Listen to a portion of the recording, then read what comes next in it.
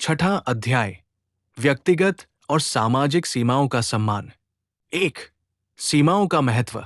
सभी रिश्तों में व्यक्तिगत और सामाजिक सीमाएं अत्यंत महत्वपूर्ण होती हैं। ये सीमाएं व्यक्ति की स्वतंत्रता, मानसिक शांति और पारिवारिक संतुलन बनाए रखने में सहायक होती हैं।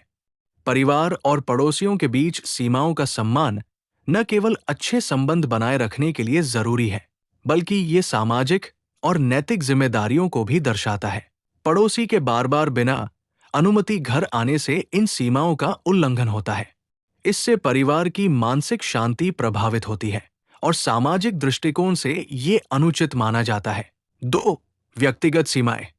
व्यक्तिगत सीमाएं वो स्पष्ट रेखाएं हैं जो किसी व्यक्ति के निजी जीवन, समय और निर्णयों को सुरक्षित बनाती हैं। उदाहरण, घर के अंदर की गतिविधियां जैसे बच्चों की पढ़ाई, पारिवारिक बातचीत और व्यक्तिगत निर्णय। समय सीमा। परिवार को अपने निजी समय की आवश्यकता होती है। मानसिक और भावनात्मक सुरक्षा। किसी का बार बार हस्तक्षेप मानसिक असुविधा पैदा कर सकता है। यदि पड़ोसी इन सीमाओं का सम्मान नहीं करता, तो व्यक्ति पर तनाव और मानसिक दबाव बढ़ता है। 3. सामाजिक सीमाएं। सामाजिक सीमाएं वो नियम हैं जो समाज में सम्मान और मर्यादा बनाए रखने में सहायक होती है। ये सीमाएं परिवार और पड़ोसियों के बीच स्वस्थ संबंध स्थापित करने में मदद करती हैं। उदाहरण, अनावश्यक हस्तक्षेप न करना, परिवार की निजी जानकारी दूसरों के साथ साझा न करना, सामाजिक आयोजनों में केवल आमंत्रण मिलने पर ही शामिल होना।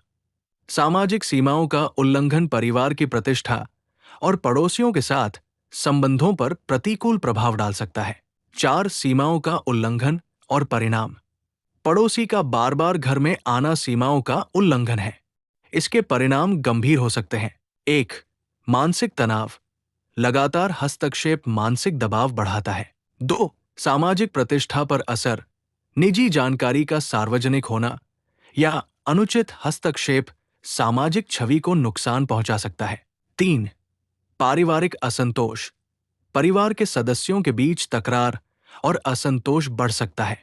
4. सुरक्षा जोखिम। घर के सुरक्षा उपाय कमजोर पड़ सकते हैं। 5. सीमाओं का पालन और सम्मान। सीमाएं निर्धारित करना और उनका पालन कराना हर परिवार की जिम्मेदारी है। सुझाव। 1. स्पष्ट संवाद। पड़ोसी को शालीनता से बताएं कि कौन सी चीजें व्यक्तिगत है। 2. नियमित समय निर्धारण, मिलने और बातचीत का समय तय करना। 3. परिवार की प्राथमिकता, परिवार की जरूरतों और मानसिक शांति को सर्वोपरि रखना। 4. सामाजिक व्यवहार, सीमाएं रखते हुए भी शालीनता और मित्रता बनाए रखना। सीमाओं का पालन केवल व्यक्तिगत सुविधा के लिए नहीं, बल्कि समाज में सम्मान और मर्यादा बनाए रखने के लिए भी आवश्यक है। 6. सामाजिक दृष्टिकोण। सामाजिक दृष्टिकोण से देखा जाए तो सीमाओं का सम्मान करना सभ्य समाज की पहचान है। समाज में ऐसे परिवार को आदर मिलता है जो अपनी व्यक्तिगत और सामाजिक सीमाओं का ध्यान रखता है। यदि सीमाओं का पालन नहीं होता, तो परिवार को सामाजिक आलोचना का सामना करना पड़ सकता है और पड़ोसियों के साथ संबंध खराब हो सकते हैं। 7. सारांश। इस अध्याय में हमने देखा कि व्यक्तिगत और सामाजिक सीमाओं का सम्मान क्यों जरूरी है। सीमाएं मानसिक शांति, पारिवारिक संतुलन और सामाजिक प्रतिष्ठा बनाए रखने में महत्वपूर्ण भूमिका निभाती है। पड़ोसी के बार बार घर आने से इन सीमाओं का उल्लंघन होता है, जिससे मानसिक तनाव, सुरक्षा जोखिम और सामाजिक प्रतिष्ठा पर नकारात्मक प्रभाव पड़ता है। सीमाएं स्पष्ट करना और उनका पालन कराना न केवल व्यक्तिगत जीवन के लिए, बल्कि समाज में सम्मान और संबंधों की गुणवत्ता बनाए रखने के लिए भी आवश्यक है।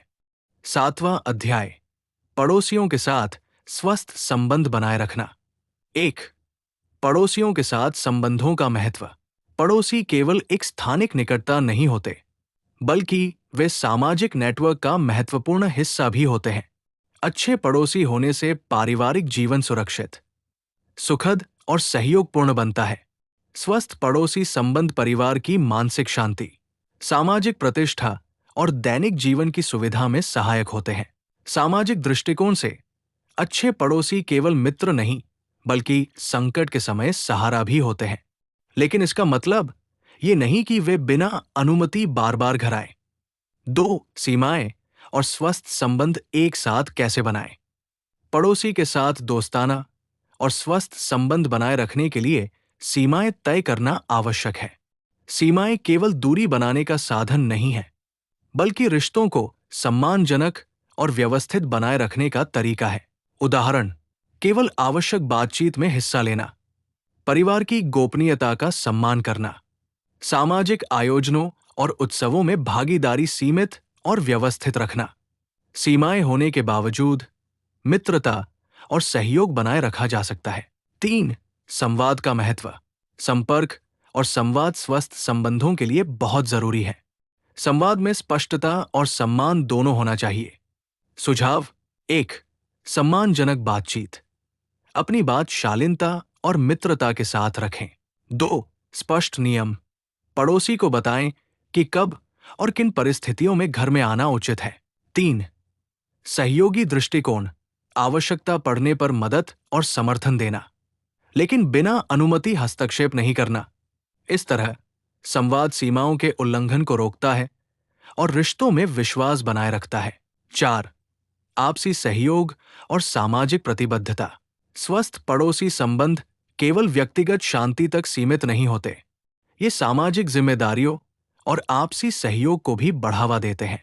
उदाहरण, आपातकालीन स्थिति में मदद करना, सामाजिक आयोजनों और उत्सवों में सहयोग करना, बच्चों और बुजुर्गों के लिए सामूहिक सुरक्षा सुनिश्चित करना। इस तरह के सहयोग से परिवार और पड़ोसियों के बीच विश्वास और सम्मान बढ़ता है। 5, संतुलन बनाए रखना। स्वस्थ संबंधों के लिए संतुलन बनाए रखना आवश्यक है। इसका मतलब है अत्यधिक निकटता नहीं, बार बार बिना बुलाए आने की अनुमति न देना। सम्मान और दोस्ती, सीमाओं के भीतर मित्रता बनाए रखना। सामाजिक और व्यक्तिगत जिम्मेदारी, परिवार की गोपनीयता और सामाजिक आदर्शों का पालन करना। संतुलन बनाए रखने से परिवार की मानसिक शांति, सुरक्षा और सामाजिक प्रतिष्ठा दोनों सुरक्षित रहते हैं। 6, सारांश। इस अध्याय में हमने देखा कि पड़ोसियों के साथ स्वस्थ और दोस्ताना संबंध बनाए रखना संभव है, भले ही सीमाएं निर्धारित हों।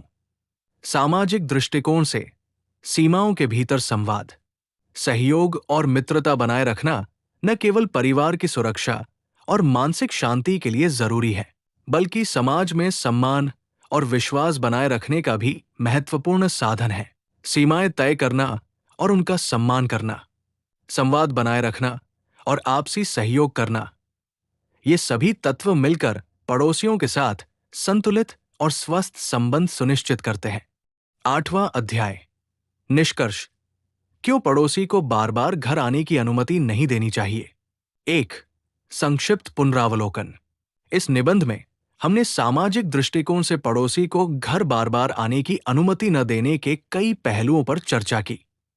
प्रत्येक अध्याय ने इस बात को स्पष्ट किया कि ये केवल व्यक्तिगत असुविधा नहीं, बल्कि सुरक्षा, मानसिक शांति, समय प्रबंधन, बच्चों की पढ़ाई, पारिवारिक संतुलन और सामाजिक प्रतिष्ठा से जुड़ा मामला है।